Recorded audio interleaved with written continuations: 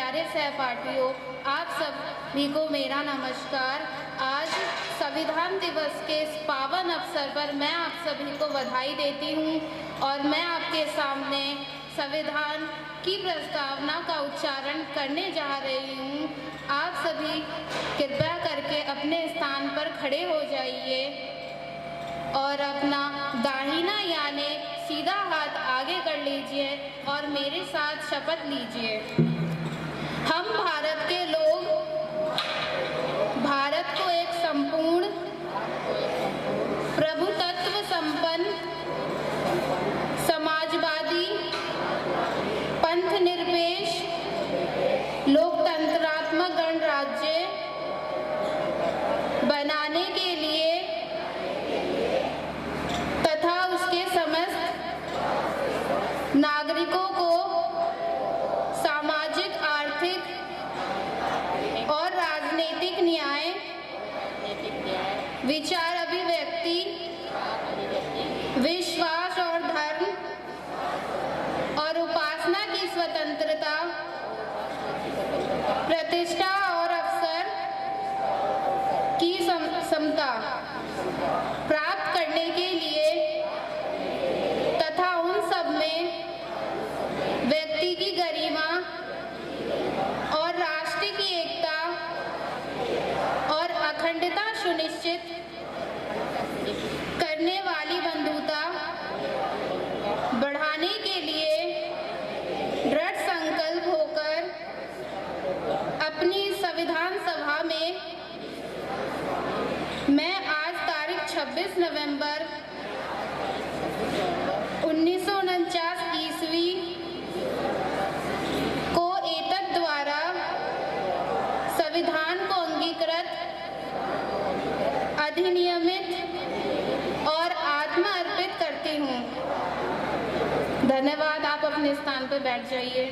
बहुतगत को नमन एवं अपने अधिकार दाता डॉक्टर भीमराव अंबेडकर जी को नमन करते हुए सभी के लिए हाथ जोड़ के जय हिंद करता हूँ।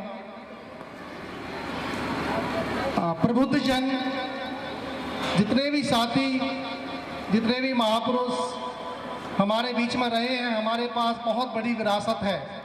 उस विरासत को आगे बढ़ाने के लिए हमारे बीच में जितने योग्य, पढ़े लिखे, नौजवान, बुजुर्ग लोग हैं, ये इस कारवां को आगे बढ़ा रहे हैं। बहुत ज़रूरी है ये कार्य। ये इस समय थोड़ा केवल इन्हीं के लिए आशीर्वचन करने की बात है। हमने अपने बैनर तले अनुसूचित जाति वेलफेयर एसोसिएशन उत्तर प्रदेश के ये कार्यक्रम जारी किए 4 वर्ष से हम लोग कार्यक्रम लगातार कर रहे हैं और ये महसूस किया कि जो प्रतिभावान बच्चे हैं, जब उनके गार्जियंस को पास में बुलाते हैं स्टेज पर, तो उनके अंदर जो उत्साह नजर आता है, वो उत्साह ऐसा प्रतीत होता है जब कभी कल्पना डॉक्टर भीमराव अंबेडकर साहब ने की थी कि हमारे समाज के बीच में एक आशा और उत्साह के जन्म की आवश्यकता है। वो एक देखने लायक पल होता है जब बच्चे किसी क्षेत्र में आगे बढ़ते हैं, उनके गार्जियंस के लिए स्टेज पर सम्मान दिए जाते हैं। तो इससे हमें बहुत बड़ी प्रेरणा मिली और ये कार्यक्रम हम मंडलवार पूरे उत्तर प्रदेश में कराने के लिए अग्रसर हैं। इसी बीच इन बच्चियों के लिए भी हमने अभी इस वर्ष जो कार्यक्रम किए गए थे उसमें बुलाया गया था, तो अब इन्हें पुनः हम सब के द्वारा एक आशीर्वाद प्रदान किया जा रहा है कि ये बच्चे अपने पूर्वजों के चलाए हुए कारवां को आगे बढ़ाते हुए सम्मानजनक कुशल जीवन व्यतीत करें। ऐसा आशीर्वाद इनके साथ हमारा सदा रहेगा। जय भीम, नमो बुद्धाय। सर्वप्रथम शिक्षित और शिक्षक महिला। इंसान पत्थर पर सिंदूर लगाकर उसे बना देते हैं भगवान। इंसान पत्थर पर सिंदूर लगाकर उसे बना देते हैं भगवान। वो असल में होता ही है पत्थर। वो मुझ पर पत्थर बरसाते रहे, वो मुझ पर पत्थर बरसाते रहे, वो मुझ पर कीचड़ उछालते रहे, पर मैंने भी हार न मानी, मैं भारत की बेटियां पढ़ाती रही और उन्हें आगे बढ़ाती रही। स्वाभिमान से जीना है तो आगे बढ़ो, स्वाभिमान से जीना है तो आगे बढ़ो, पढ़ाई करो, पाठशाला जाओ। पाठशाला ही इंसान का सच्चा गहना है। अज्ञान हमारा दुश्मन है, उसे दूर भगाओ। आओ आकर पढ़ो लिखो, आत्मनिर्भर बनो, मेहनत करो, ज्ञान प्राप्त करो। ज्ञान और धन इकट्ठा करो, ज्ञान के बिना सब व्यर्थ है। ज्ञान के बिना इंसान जानवर बन जाता है। इसलिए खाली मत बैठो, व्यस्त रहो। आओ पाठशाला आओ, शिक्षा ग्रहण करो। अपना अनमोल समय अंधविश्वास पर व्यर्थ मत करो। खुद को स्त्री समझकर कभी भी कमजोर मत समझना। शिक्षित बनो और शिक्षा ही जीवन का आधार है। मेरा आप सभी से यही कहना है, बेटी पढ़ाओ बेटी बचाओ। और अब मैं आपके सामने इन्हीं भारत की प्यारी बेटियों का हौसला बढ़ाने के लिए 2 लाइनें गाना चाहूंगी। ऐसे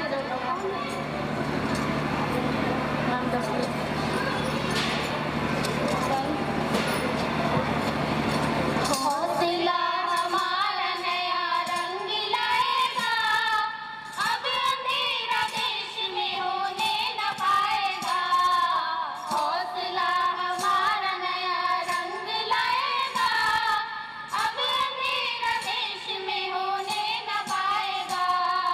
हौसला हमारा नया, देखते ही देखते लो बात बन गई। देखते ही देखते लो बात बन गई। दे दी हमने हर दिशा को रोशनी नई। दे दी हमने हर दिशा को रोशनी नई। ये उमड़ता खून नया करता है वादा, पूरा होगा देश का हर एक इरादा। इस बहार में कभी पतझड़ न आएगा, अब अंधेरा देश में होने न पाएगा। हौसला हमारा नया रंग लाएगा, अब अंधेरा देश में होने न पाएगा। हौसला हमारा नया, हमको है कसम ये अपने प्यारे देश की। हमको है कसम ये अपने प्यारे देश की। आएगी जो देश पे जो मुश्किलें कभी, आएगी जो देश पे जो मुश्किलें कभी, इसके लिए जान में भी खेल जाएंगे। मौत भी हो आज तो अपनी निभाएंगे। अपना कोई राह में यूं डगमगाएगा, अब अंधेरा देश में होने न पाएगा। हौसला हमारा नया रंग लाएगा, अब अंधेरा देश में होने न पाएगा। हौसला हमारा नया रंग लाएगा, अब अंधेरा देश में होने न पाएगा। आप सभी अतिथियों का हमारे विद्यालय में हार्दिक स्वागत है। जय भीम, नमो बुद्धाय। सामान्य ज्ञान प्रतियोगिता का आयोजन होगा, जिसमें 2 टीम ए और बी है।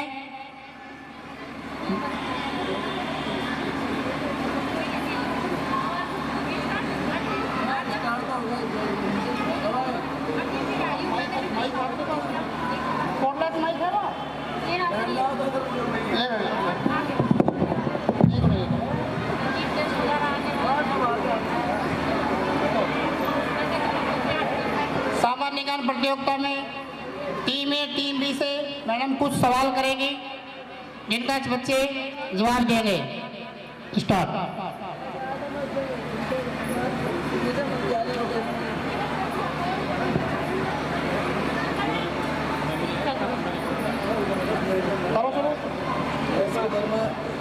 सभी को मेरा हार्दिक नमस्कार। आज हम आपके सामने सामान्य ज्ञान प्रतियोगिता पेश कर रहे हैं, जिसमें टीम ए और टीम बी है। मैं टीम ए से कुछ सवाल करूंगी। भारत के संविधान निर्माता कौन है? बिंदु। टीम बी ध्यान से क्वेश्चन सुनिए। भारत का संविधान कितने समय समय में बनकर तैयार हुआ? अरुण बताएंगे। बहुत बढ़िया, शाबाश। गुलाबी शहर किसे कहा जाता है? आरव।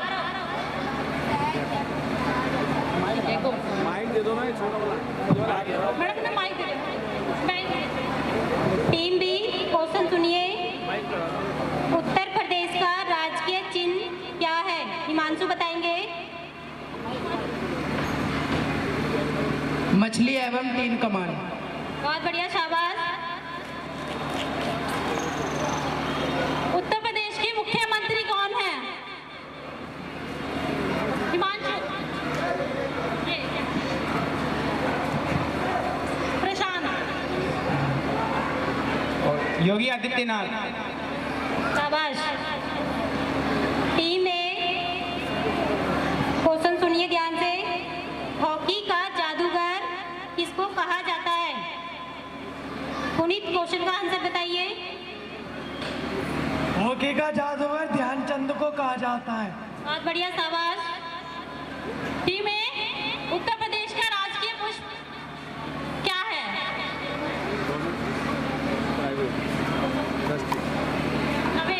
उत्तर प्रदेश का राष्ट्रीय पुष्प पलाश है।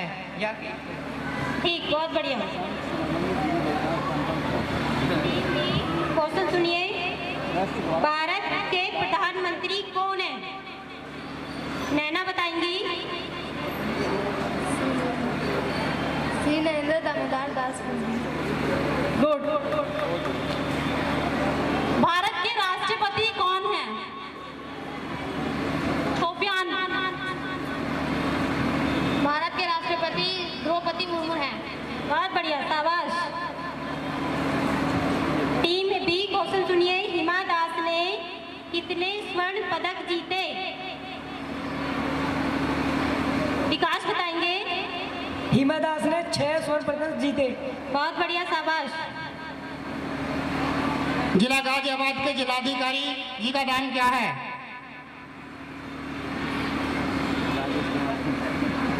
गाजियाबाद के जिला अधिकारी राकेश कुमार सिंह है। ठीक है, देरी से आंसर दिया लेकिन ठीक है। टीम ए, 5 नदियों का राज्य किसे कहा जाता है? आशीष। 5 राज्यों का राज्य पंजाब को कहा जाता है। गुड। बहुत बढ़िया। टीम डी, क्वेश्चन सुनिए। भारत के संविधान की आत्मा किसको कहा जाता है? ये बताइए, ऋषभ। भारत की आत्मा सभी प्रस्तावना को कहा जाता है। चलिए, ठीक है, बहुत बढ़िया।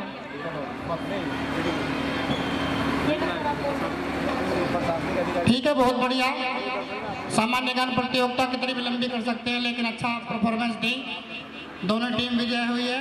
दोनों को सर्टिफिकेट देकर सम्मानित किया जाएगा।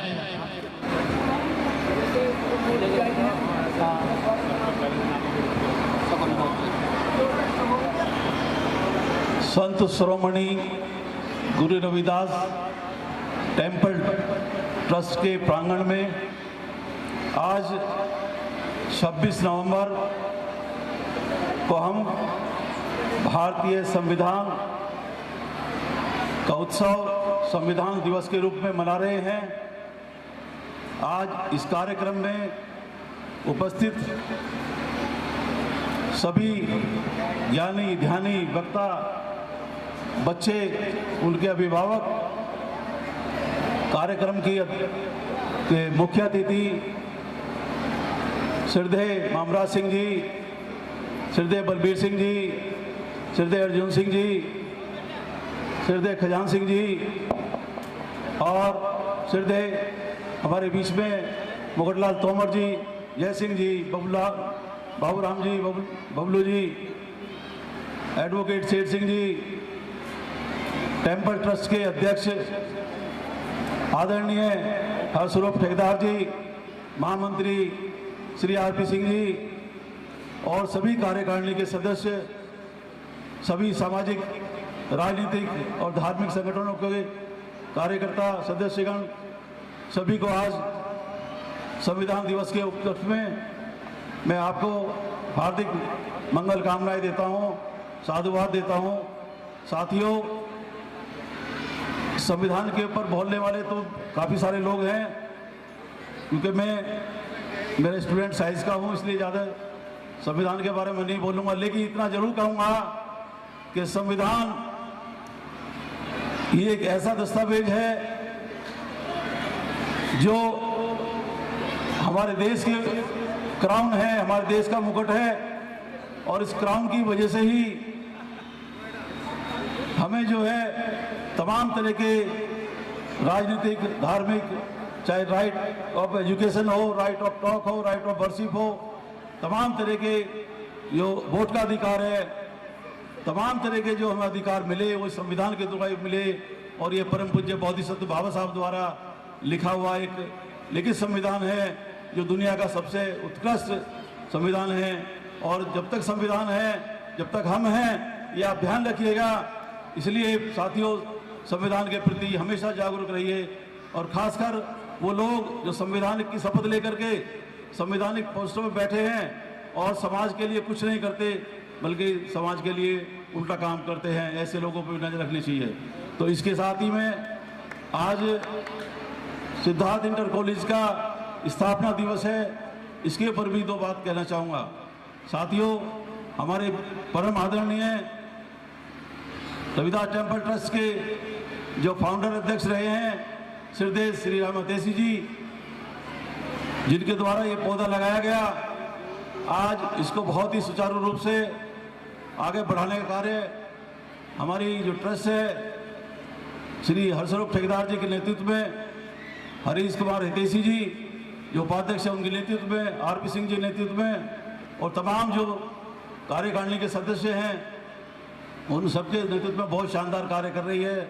अभी आपके सामने जो पुस्तकालय का उद्घाटन हुआ है, एक बहुत शानदार पुस्तकालय गाजियाबाद में बना है, इसमें भी आप लोग आइए और तमाम तरह की यहाँ किताबें रखेंगे, धर्म के संबंध भी, समाज के संबंधित भी, शिक्षा के संबंधित भी। तो सभी से मेरा ये आग्रह है कि एक बहुत शानदार ये कार्यक्रम गाजियाबाद में हुआ है और सभी का सहयोग वांछनीय है। सभी रविदास टेम्पल ट्रस्ट से लोग जुड़ के इसको आगे बढ़ाने का कार्य करें। इसी के साथ मैं जाना चाहूँगा, मेरे मरीज वेट कर रहे हैं, मैं क्षमा चाहूँगा, रुकने का मन तो बहुत है। बहुत बहुत साधुवाद। जय भीम, नमो बुद्धाय। सिंह जी मोमेंटो दोकर करेंगे।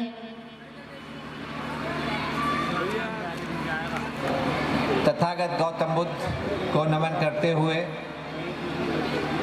बाबा साहब भीमराव अंबेडकर जी को नमन करते हुए, संत शिरोमणि रविदास जी को नमन करते हुए, आज का जो ये कार्यक्रम है वो प्रजातंत्र के लिए बहुत ही महत्वपूर्ण है। सभी सम्मानित साथियों से निवेदन है कि मैं सबका नाम नहीं लूंगा, क्योंकि मुझे बताया गया है कि जरा सूक्ष्म में ही बात होनी है। क्योंकि दो विषय आज हैं, एक तो सिद्धार्थ इंटर कॉलेज का स्थापना दिवस और दूसरा संविधान दिवस। सिद्धार्थ इंटर कॉलेज की स्थापना गाजियाबाद के लिए बहुत ही महत्वपूर्ण है। केवल शिक्षा ही वो माध्यम है जिसके माध्यम से इंसान को इंसान बनाया जाता है। बाबा साहब डॉक्टर बने केवल विद्या के बूते, शिक्षा के बूते। इसलिए आवश्यक है कि अधिक से अधिक संस्थाएं खोली जाएं। जहां तक हमारी संस्था का प्रश्न है, इस संस्था ने हितेशी जी के मार्गदर्शन में बहुत अच्छा नाम कमाया है, लेकिन पता चला है कि शायद संस्था में अभी बच्चों के, स्टूडेंट्स की संख्या उतनी नहीं हो पाई है। मैं अनुरोध करूंगा कि भाई इस संस्था को अधिक से अधिक स्टूडेंट्स भेज करके इसको बहुत आगे तक ले जाएं। अभी स्कूल के बच्चों ने बड़े अच्छे प्रोग्राम रखे। स्कूल के जो शिक्षक हैं, मैं उनसे अनुरोध करूंगा कि इस बार जो उनके द्वारा प्रश्न उत्तर वाला एक कार्यक्रम रखा गया था जनरल नॉलेज का, इस प्रकार का कार्यक्रम भगवान बुद्ध और बाबा साहब के जीवन पर रखा जाता तो शायद और बेहतर होता। तो आशा है कि आने वाले जो कार्यक्रम होंगे उनमें यदि बच्चों का कोई प्रश्नोत्तर का कार्यक्रम रखा जाए तो भगवान बुद्ध और बाबा साहब के जीवन से संबंधित रखा जाए। साथियों, आज संविधान दिवस है, तो संविधान दिवस पर मैं सूक्ष्म में बोलना चाहूंगा।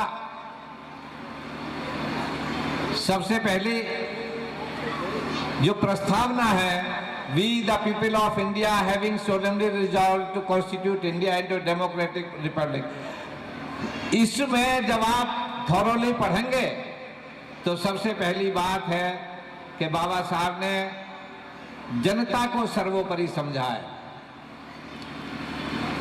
सभी अधिकारों को संविधान की प्रस्तावना में दिया है, चाहे वो न्याय हो, लिबर्टी हो या आपका डिग्निटी का सम्मान हो। आपको जानकारी है कि बाबा साहब ने अपने जीवन काल में बहुत से ऐसे अवसर देखे हैं जिनमें उनके द्वारा अनुभव किया गया कि मनुष्य के डिग्निटी किसी अन्य कारणों से होती है, उसकी पढ़ाई के कारण नहीं होती, बल्कि उसके अन्य गुणों के कारण होती है, चाहे वो जातिवाद हो या सामंतवाद हो।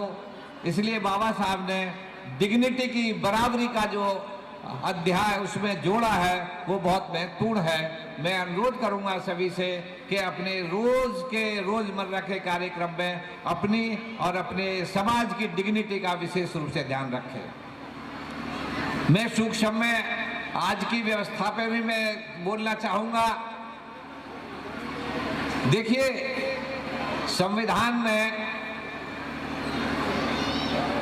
आपको लिबर्टी का अधिकार दिया गया है, लेकिन वर्तमान जो शासन व्यवस्था है उसमें आपको बोलने की कितनी आजादी है ये आप देख सकते हैं। हमारे कम से कम 150 हमारे जितने भी समाज के विद्वान लोग हैं उन सबको जेल में डाला गया है। उनको कह दिया गया है कि ये भी इनके संबंध नक्सलाइट से हैं। अर्बन नक्सल का नाम देकर के पढ़े लिखे जितने विद्वान थे उनको जेल में डाला गया है। इस तरह से आपकी जो स्वतंत्रता का, जो स्पीच की स्वतंत्रता है, उस पर कुठाराघात किया जा रहा है। दूसरा, जो बाबा साहब ने स्टेट्स को directive principles of state policy के अंतर्गत राज्यों को कानून बनाने के लिए जो प्राविधान रखे गए थे उनका खुला उल्लंघन हो रहा है।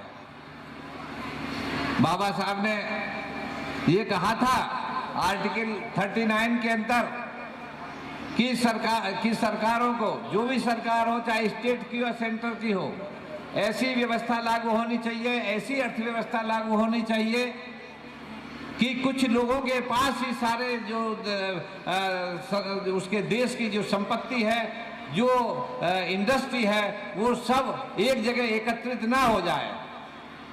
लेकिन आज हो क्या रहा है, आप देख रहे हैं कि देश की सारी संपत्ति जो अभी 72 साल में आप लोगों के पूर्वजों ने एकत्रित की थी, उस सब को बड़े उद्योगपतियों को बेच करके सीधा संविधान का उल्लंघन किया जा रहा है। साथियों, अभी मुझे नहीं लगता कि हमारे जो प्रबुद्ध लोग हैं या हमारे जो राजनीतिक लोग हैं, जो सामाजिक कार्यकर्ता हैं, इस पर बहुत ज़्यादा ध्यान दिया जा रहा है। मैं चाहता हूं कि जो सरकारी संस्थाओं को, जिनको हम PSU कहते हैं, पब्लिक सेक्टर अंडरटेकिंग की जितनी संस्थाएं हैं, उनको जो बेचा जा रहा है वो केवल इसलिए नहीं बेचा जा रहा है कि वो किसी उद्योगपति को दी जा रही हैं। वो इसलिए बेचा जा रहा है कि आपको जो आपके जो बच्चों को लाखों की संख्या में रिजर्वेशन के कारण नौकरियां मिलती थी, वो नौकरियों को धीरे धीरे समाप्त किया जा रहा है। लेकिन पता नहीं, मुझे नहीं लगता कि इस बिंदु पर देश में या किसी प्रदेश में कोई बड़ा आंदोलन हुआ हो अपने लोगों के द्वारा। मैं चाहता हूं कि इसका खुला विरोध होना चाहिए। जितनी संपत्ति, राजकीय संपत्ति PSUs बेची जा रही हैं, उनके विरोध में हमें आना चाहिए। सारी बैंक, नेशनलाइज्ड बैंक, सब PSU जितनी भी बैंक थी, धीरे धीरे उनको पहले इकट्ठा किया जा रहा है और फिर 2-4 अपने उद्योगपति दोस्तों को बेचने की तैयारी चल रही है। रेलवे बेच दिया, एयर इंडिया बेच दिया, सड़कें बेच दी, गैस की पाइपलाइनें बेच दी। नाम दिया गया है मोनेटाइजेशन। मोनेटाइजेशन माने उनको देना है किराए पे। अभी एक संस्था है भारत सरकार की, गेल ने इंडिया भर में सारी गैस की पाइपलाइनें दी हैं। उनको अपने उद्योगपति साथियों को 10 साल के किराए पे दिया जा रहा है और 10 साल बाद जब वो बेकार हो जाएंगी पाइपलाइन, तो उन्हें लेकर के फिर पैसा लगाएंगे और फिर उद्योगपतियों को बेच देंगे। साथियों, इस तरह का जो स्कैंडल चल रहा है वो सामान्यतया लोगों की जानकारी में नहीं आ रहा है। उसको समझना चाहिए कि वो खेल क्या है। उसके पीछे सीधा सबसे पहला उद्देश्य है कि बिना किसी संविधान संशोधन के आपके जो रिजर्वेशन का जो अधिकार है उसको समाप्त किया जाए। और धीरे धीरे आप देखिए, रिजर्वेशन तो समाप्ति हो गया है। एक इन्होंने लेटरल एंट्री का सिद्धांत लागू कर दिया है। सीधे सचिव स्तर के लोगों को सीधे IAS बना करके व्यापारियों को बैठा दिया जा रहा है। आपके उतने ही पद समाप्त होते जा रहे हैं, वहां पर कोई रिजर्वेशन नहीं है। इस बिंदु पर भी मैं समझता हूं कि बड़ा आंदोलन होना चाहिए समाज के द्वारा, क्योंकि ये सब जागरूकता यदि नहीं आएगी तो सरकार निरंकुश हो जाएगी और सरकार इसी तरह से आपके जो अधिकार हैं, जो संविधान में अधिकार दिए गए हैं, उनका सबका इसी तरह से समाप्त कर दिया जाएगा। इसलिए संविधान बचाना है तो सड़कों पे आना पड़ेगा, विरोध करना पड़ेगा। और भी बहुत सी चर्चा में करना चाहता था, लेकिन समय बहुत अधिक हो रहा है। मैं इन्हीं शब्दों के साथ ये उम्मीद करूंगा कि हमारा जो जागृत समाज है, जिसमें आज लाखों की संख्या में इंजीनियर हैं, डॉक्टर्स हैं, IAS हैं, PCS हैं और डिप्टी SP हैं, IPS हैं, इतने फौज के रहते हुए भी हमारे अधिकारों का हनन हो रहा है। हमको सामने आना चाहिए, सड़कों पे आना चाहिए, तभी आप इस संविधान को बचा सकते हैं। संविधान दिवस पर सब लोग प्रण लें कि उस संविधान बचाने के लिए सड़कों पे उतरेंगे। जो भी सहयोग जिससे जिस तरह दिया जा सकता है, सब लोग इसकी कोशिश करेंगे, प्रयास करेंगे, चाहे वो पैसे से हो, चाहे वो शारीरिक हो, किसी हर तरह से आप ये प्रतिज्ञा करेंगे कि संविधान बचाने के लिए सड़कों पर उतरना पड़ेगा, तो आप उतरेंगे। धन्यवाद।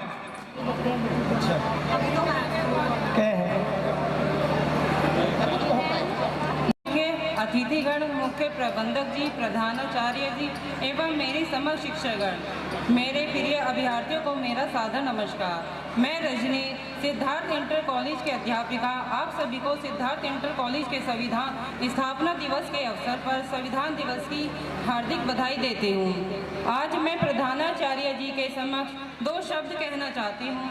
वैसे तो हमारे प्रधानाचार्य जी अति चरित्रवान व्यक्ति हैं, उनकी तारीफ करने के लिए तो शब्द ही कम पड़ जाते हैं। इतने गुण और उनके व्यक्तित्व को देखकर सामने वाला स्वयं ही उनसे प्रभावित हो जाता है।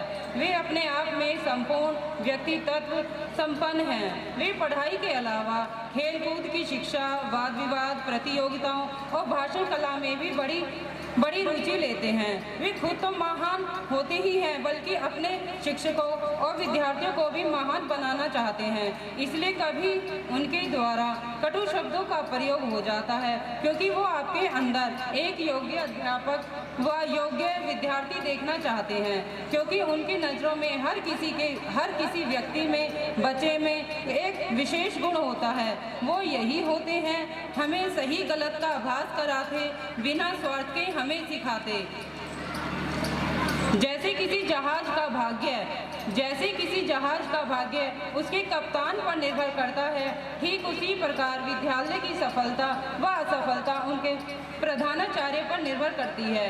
उनके शब्दों में मुझे ऐसा लगता है जैसे वे हमेशा प्रोत्साहित करते हैं, गतिशील बनो, चरणों की मंजिल दूर नहीं।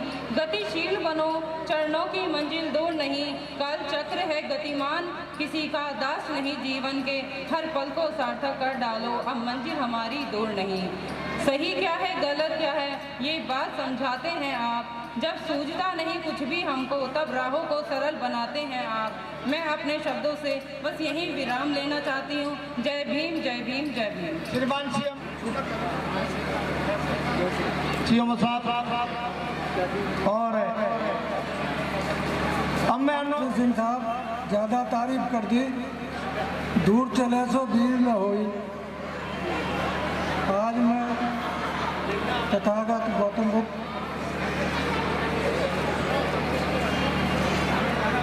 बाबा साहब डॉक्टर B.R. अम्बेडकर, ज्योतिबा फूले साहब, क्रांति ज्योति माता सावित्रीबाई फूले के चरणों में नमन करते हुए श्रद्धांजलि अर्पित करता हूँ।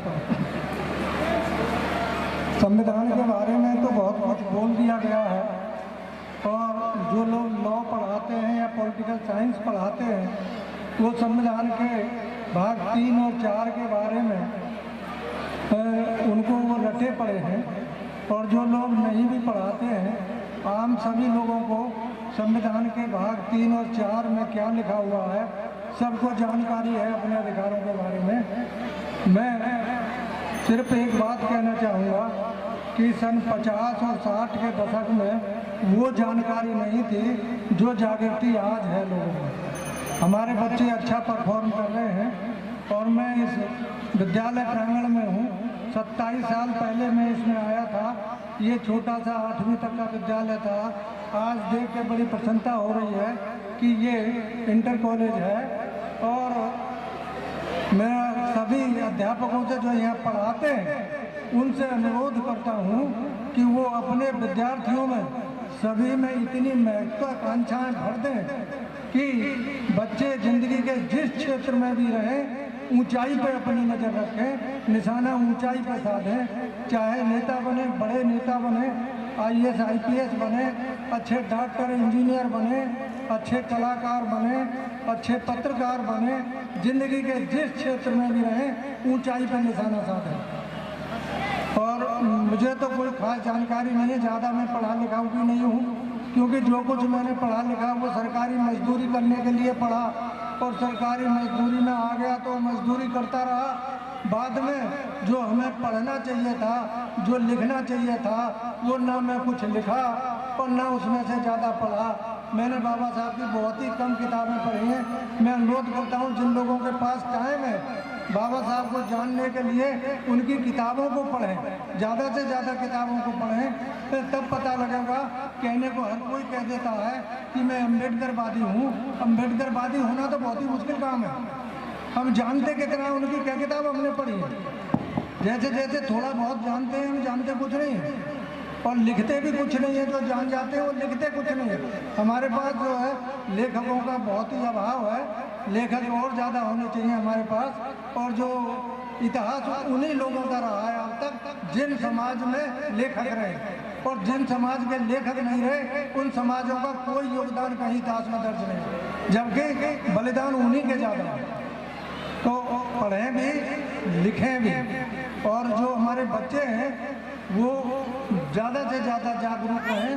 समय के अनुसार मैं आपको बता दूं, संविधान के सामने जो चैलेंजेस हैं उनको बचाना इतना मुश्किल है आज की तारीख में कि संविधान को बचाना मुश्किल हो रहा है। संविधान में अधिकार दिए, हम उनको रखा नहीं पा रहे। ये मैं बहुत ज़्यादा समय नहीं लूँगा, बहुत जल्दी अपनी बात खत्म कर दे रहा हूँ कि हमारे अंदर राजनीतिक चेतना बहुत आई है, लेकिन सामाजिक चेतना भी आई है, लेकिन हम उसका उपयोग क्या कर रहे हैं? उपयोग नहीं कर रहे हैं। हमारा संविधान जो है सामाजिक, आर्थिक, राजनीतिक और सांस्कृतिक दस्तावेज है, खाली पॉलिटिकल दस्तावेज नहीं है। हमको वोट डालने की तमीज नहीं आई है। मान्यवर बुरा मत मानना, हमको वोट डालने की तमीज नहीं आई है। हमारी इतनी संस्थाएं, इतनी पॉलिटिकल पार्टी हैं, उस अपने वोट को जरा उतनी जगह डिवाइड कर दीजिए। ना आप संविधान को बचा सकते हैं, ना आप अपने आप को बचा सकते हैं। अपने आप को भी नहीं बचा सकते।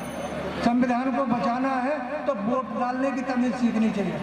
मैं राजनीतिक व्यक्ति रत्ती भर भी नहीं हूँ, बिल्कुल नहीं हूँ राजनीतिक व्यक्ति, लेकिन जो व्यक्ति समाज में रहता है वो राजनीति से पूरी तरह अछूता नहीं रह सकता। जो कुछ गतिविधियाँ राजनीति में समाज में हो रही होती हैं उन सब का उसको पता चलता है, उन सबसे वो प्रभावित होता है। तो मैं अपनी बात समाप्त करते हुए बस ये कहना चाहता हूँ कि जरा वोट डालने की तमीज़ और हमें कोई सिखा दे। हम वोट तमीज़ से डालने लगे, वोट एक जगह पड़ेगा तो कुछ दबाव बनेगा। मैं छोटी सी मामूली सी बात कह दूँ, 1914 तक विश्व में कहीं पर भी कम्युनिस्ट पार्टी की, समाजवादी पार्टी के नाम से कोई भी कहीं सरकार किसी यूरोपियन देश में नहीं थी। और बड़े बड़े यूरोपियन देश में जो डेवलप्ड कंट्रीज हैं वहाँ समाजवादी पार्टी के नाम से, कम्युनिस्ट पार्टी के नाम से, लेबर पार्टी के नाम से पार्टियाँ बन चुकी थी और उन एक भी सरकार में कहीं नहीं थे वो। लेकिन विधानमंडलों में वो उतने मेंबर चुन के भेज देते थे अपने कि सरकार किसी की हो, कानून जो बनते थे वो अपने हक में प्रभावित करवा लेते थे।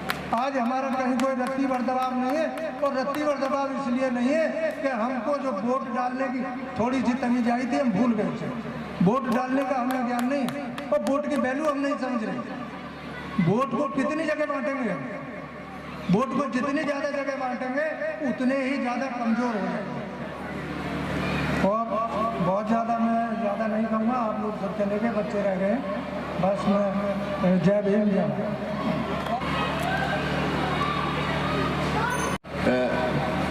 महोदय जी ने कहा कि मैं 3 मिनट लूँ, मैं आधे मिनट में अपनी बात कर सकता हूँ। 75वां स्वाधीनता वर्ष मनाया जा रहा, 75वां, पता नहीं कौन सा गोल्डन दिवस मनाया जा रहा है, और मैं 85 का हो गया हूँ। मुझे कभी भी किसी भी संगठन ने, किसी भी गांव प्रधान ने, किसी भी स्तर के गांव प्रधान से लेके मैं ये जानता था कि गांव प्रधान से ही, गांव से ही हमारी ताकत निकलती है। माननीय कांशी राम जी कहते थे सबसे नीचे वाले तबके। मैं सर्वहारा परिवार में पैदा हुआ, काशी, वाराणसी, सारनाथ के पास का हूँ। सारनाथ से मेरा संबंध बहुत बचपन से जुड़ा, और वो सारनाथ स्तंभ जो विश्व की प्राचीनतम धरोहर है, सारनाथ अशोक स्तंभ जो हमारे संविधान के ऊपर लगा हुआ है, जी, विश्व की प्राचीनतम धरोहर, वो खाली बौद्धों की धरोहर नहीं है, विश्व की प्राचीनतम धरोहर है, और वो हमारे संविधान का प्रतीक चिन्ह है। आप थोड़ा अगर ध्यान नहीं देंगे, क्योंकि मैं साइंस की बात कर रहा हूँ और संविधान की बात कर रहा हूँ, और इससे इतर बिल्कुल एक भी कामा फुल स्टॉप नहीं लगाऊंगा। अगर हमें संविधान को जानना है तो जब तक, अब तो पार्लियामेंट में लग गया है,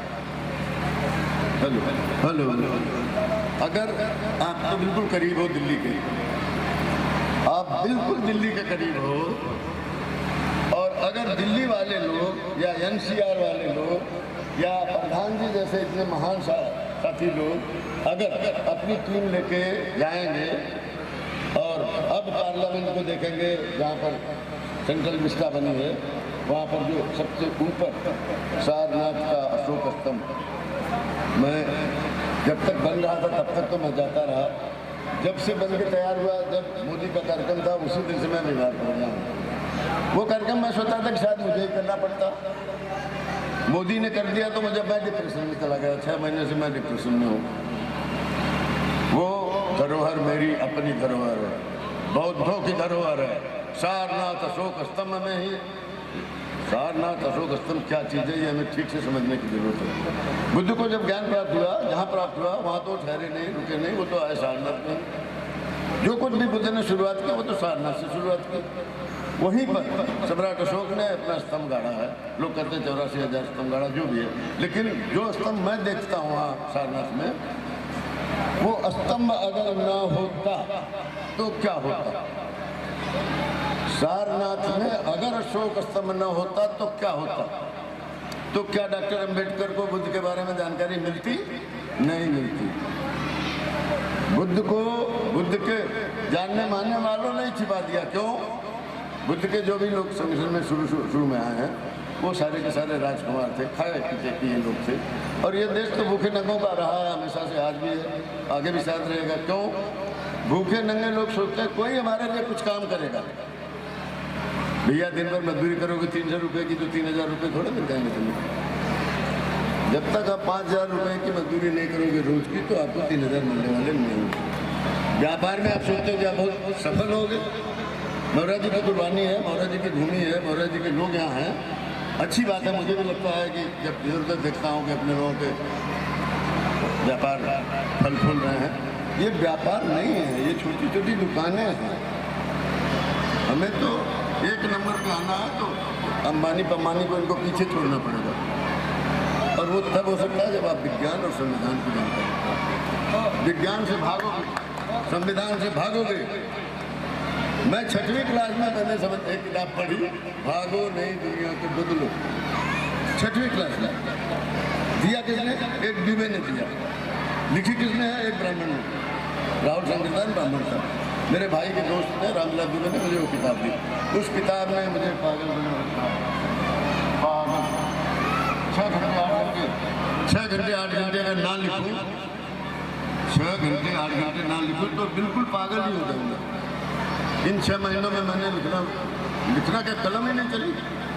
कलम मुझे चलानी नहीं पड़ती है, कलम मुझे चलानी नहीं पड़ती है, कलम खुद चलती है। का बहुत बहुत धन्यवाद। वृद्धावस्था में होकर भी सभी को जय भीम, नमो बुद्धाय। आज जैसे सभी को मालूम है कि हम संविधान दिवस मना रहे हैं, तो संविधान दिवस हम लोग क्यों मना रहे हैं?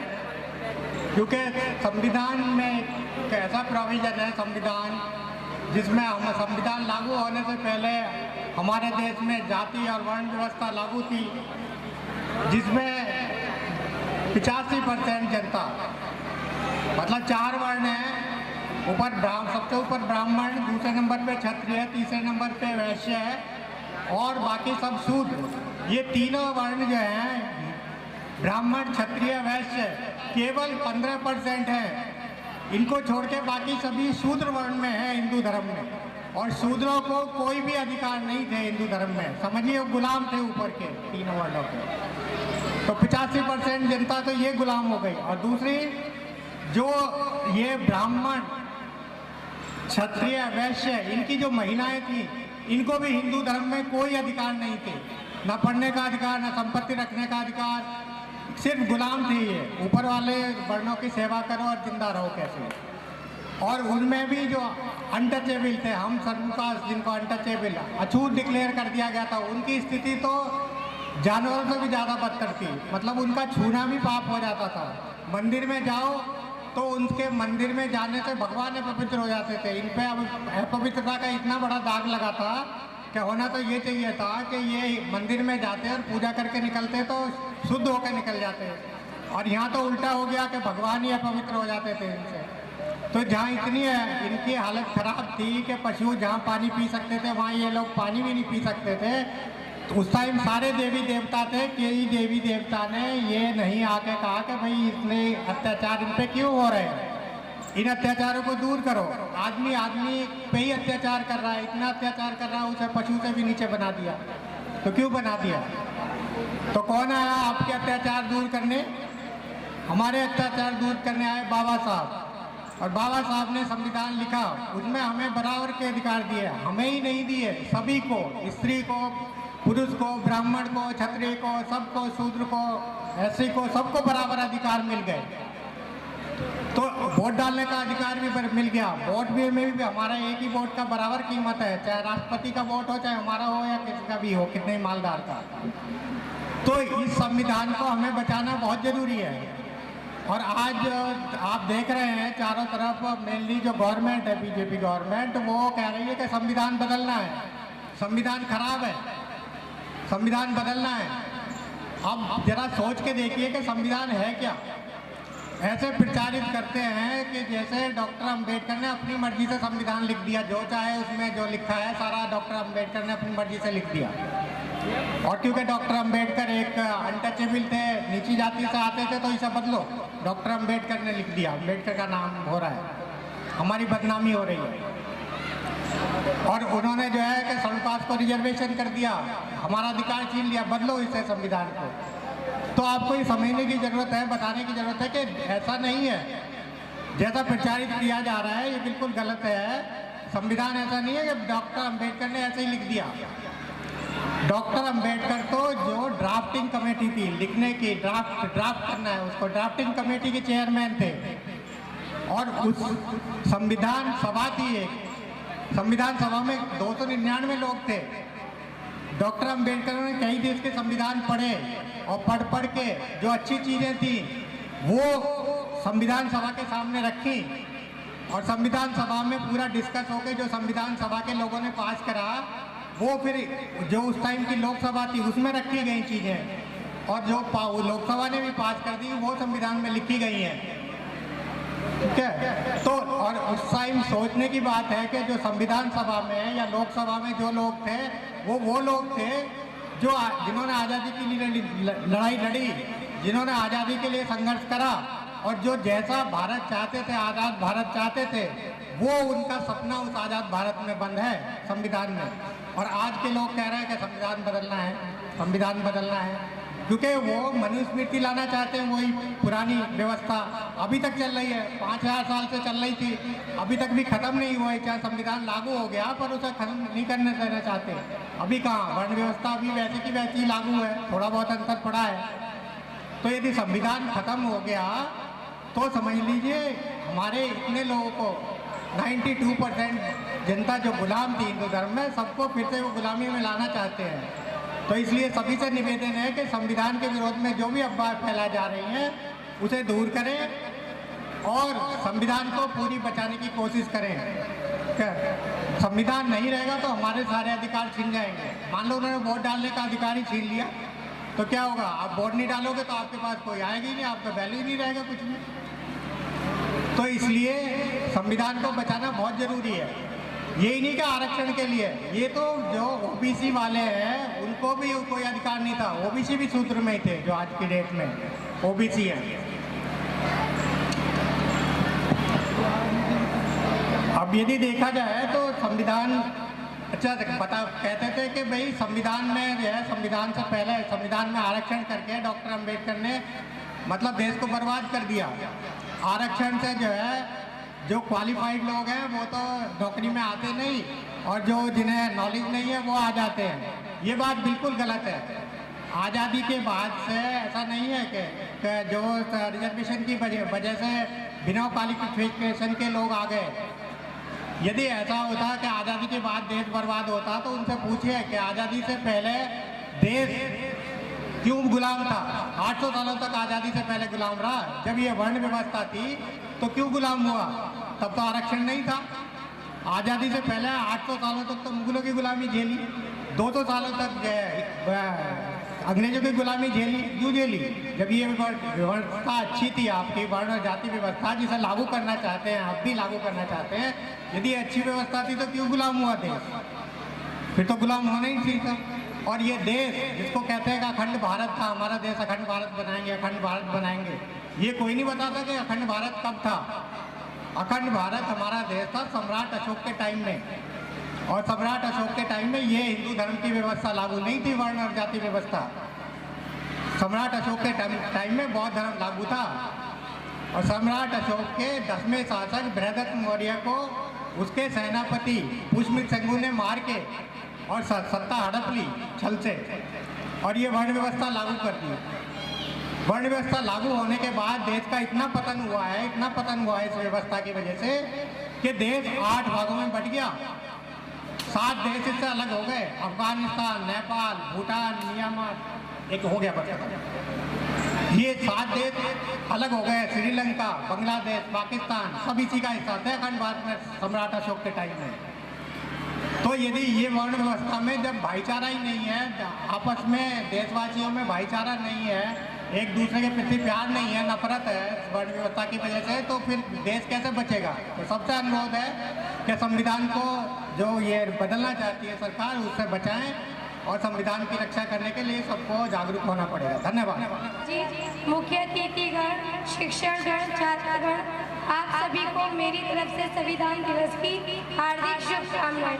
मैं आपको अम्बेडकर जी के ऊपर एक छोटी सी शायरी सुनाने जा रही हूँ। रुतबा मेरे सर को तेरे संविधान से मिला है, रुतबा मेरे सर को तेरे संविधान से मिला है, ये सम्मान भी तुझे तेरे संविधान से मिला है, औरों को जो मिला है वो मुकद्दर से मिला है, हमें तो मुकद्दर भी तेरे संविधान से मिला है। भगवान गौतम बुद्ध बाबा साहब के चरणों में श्रद्धा सुमन अर्पित करते हुए चलिए आज मुझे कुछ विचार व्यक्त करने का मौका मिला है। कुछ कम है लोग, लेकिन फिर भी अभी मैं पूरे सभा को सुनता रहा, उसमें जो 2 बातें मुझे समझ में आई वो अभी डॉक्टर साहब ने बताया और उससे पहले वक्ताओं ने भी बताया, प्रोफेसर राजकुमार से लेके अब तक मैंने सुना। तो समाज में मैं यहाँ से शुरू करता हूँ। डॉक्टर साहब ने कहा कि भारत गुलाम क्यों हुआ था। भारत गुलाम और बटा वो सामंतशाही की वजह से बटा। सम्राट बर्दस्त की मौत के बाद सामंतशाही में चला गया, ब्राह्मणवाद में चला गया, वर्ण व्यवस्था में चला गया, और आपस में लड़ते रहे 365 दिन साल भर। कोई भी समय खाली नहीं था जब आपस में हमारे देश के राजपूत लड़ते नहीं थे, तलवारें आपस में चलाते रहते और जनता पर अत्याचार करते थे। सोर्स ऑफ इनकम सिर्फ किसानों की कमाई, किसानों से, और किले बनाने और तलवारें बनाने, लड़ाई पर। किसी ने बांध नहीं बनाया, किसी ने सड़कें नहीं बनाई, किसी ने शिक्षालय नहीं खोले, कोई आपका अस्पताल नहीं खोला। इस कारण से हम गुलाम हुए। और उसके बाद अटैकर्स, इनसे तगड़े डाकू आ गए मुगल, उन्होंने इनको भी पीटा तो ये पिट गए। अब ये चाहते ये हैं कि देश तो आज़ाद हो गया अंग्रेज़ों से और मुसलमानों से, लेकिन इनको चाहिए अपना राज और अपना सामंतशाही राज इनको चाहिए। इस कारण से ये इस संविधान को बदलने की सोचते हैं, क्योंकि इनका संविधान तो मनुस्मृति है जिसमें वर्ण व्यवस्था है, और इस संविधान में जो सबसे खास बात है वो समता का सिद्धांत है। समता, और जो दुनिया के ये संविधान दुनिया में सबसे अच्छा संविधान है। मैं कानून का छात्र भी रहा हूँ, तो दुनिया के सबसे अच्छे संविधान में इसको दर्जा दिया जाता है। और इस संविधान में एक रिसर्च हुआ है भ्रातृत्व का, फ्रेटर्निटी, बंधुता, जो आपका चौथा आइटम है, जहाँ न्याय, समता और स्वतंत्रता के बाद, क्योंकि न्याय, समता, स्वतंत्रता एक जाति में तो मिल सकती है लेकिन बहुलता में नहीं मिल सकती। यहाँ बंधुता का सिद्धांत लेकर के सारे कौमों को मिला के, सारे एरियाज को मिला के एक सेंट्रलाइज इंडिया बनाया, और ये सेंट्रलाइज इंडिया जब तक रहेगा भारत गुलाम नहीं होगा। और जिस दिन इस सेंट्रलाइज इंडिया को इन्होंने डिस्टर्ब किया, ये अपना दिल्ली और दिल्ली के आसपास हिंदी पट्टी में अगर इन्होंने अपना तेरा किया और ये खुद इस पर साम्राज्य बनाने शुरू किए, उसी दिन इस देश का विभाजन होगा। सुदूर पहाड़ों के क्षेत्र हैं, असम के, तमिलनाडु के, नागालैंड, मणिपुर, ये सब के सब असंतुष्ट हो जाते हैं। इसलिए समता का और बंधुता का और ये सिद्धांत जो है अपनाना होगा। तब तक ये संविधान रहेगा, तब तक ये देश मजबूत रहेगा। जिस दिन इसमें इस तरह के संशोधन करेंगे, उस दिन ये देश खंड खंड हो जाएगा। जय भीम, जय भारत। आगे बढ़ाते हैं, कितने और रह गई हैं? बुला लो सबको। बहुत अच्छा, ताली बजा। अब तो सारे कार्यक्रम के लिए मालिक हैं और ये अपना उपहार ले रहे हैं। क्या हो रही है?